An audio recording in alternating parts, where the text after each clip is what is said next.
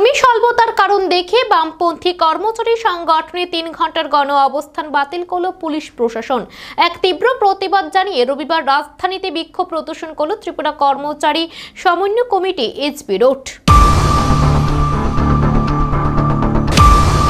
All India state government employees federation এবং ত্রিপুরা সরকারি কর্মচারী সমন্বয় কমিটি এইচপি রোড শিক্ষক কর্মচারীদের জরুরি দাবি নিয়ে 3 ঘন্টার গণ অবস্থান পালনের কথা ছিল রবিবার, কিন্তু পুলিশ প্রশাসন এই গণ অবস্থান কর্মসূচি পালনের অনুমতি দেয়নি।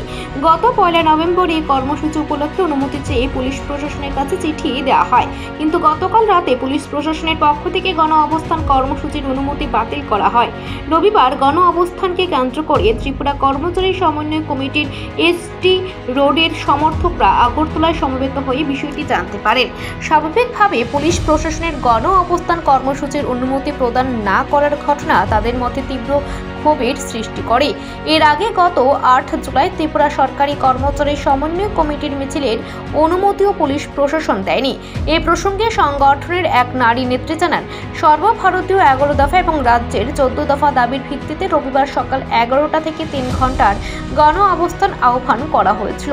এর অনুমতিপত্র দেওয়া হয়েছিল, কিন্তু কর্মী স্বল্পতার অজুহাত দেখিয়ে পুলিশ প্রশাসন তাদের গণ অবস্থান কর্মসূচির অনুমতি প্রদান করেনি।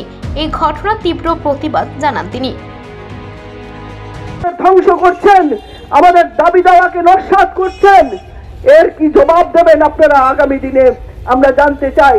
আজকের এই সমাবেশ, সেখানে সমস্ত কমরেডরা এখনো এসে পৌঁছতে পারেননি, কিন্তু আপনারা দাঁড়িয়ে রয়েছেন আমাদের এই কর্মসূচিকে বন্ধ করবার জন্য।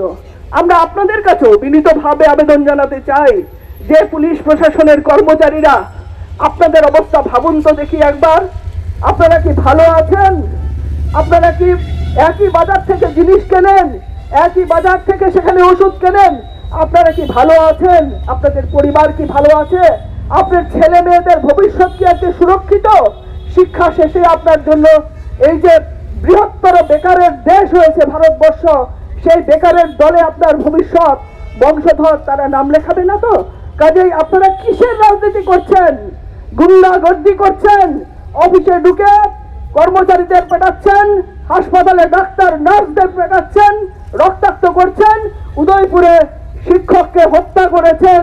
এরকম ভাবে এদিন গণ অবস্থান উপলক্ষে সমবেত হওয়া ত্রিপুরা সরকারি কর্মচারী সমন্বয় কমিটি এইচপি রোডের সমর্থকরা এই ঘটনার তীব্র ক্ষোভ প্রকাশ করে রাজধানীতে একটি বিক্ষোভ কর্মসূচি সংঘটিত করে। প্যারাডাইস চমুনি এলাকায় এই কর্মসূচি পালন করা হয়। কর্মসূচি থেকে নেতৃবৃন্দ জানান, যতই বাধা বিপত্তি আসুক না কেন তারা তাদের কর্মসূচি চালিয়ে যাবেন। প্রয়োজনে রাজ্যব্যাপী আরও বৃহত্তর গণ আন্দোলন সংঘটিত করা হবে। Bureau report, Asian Times.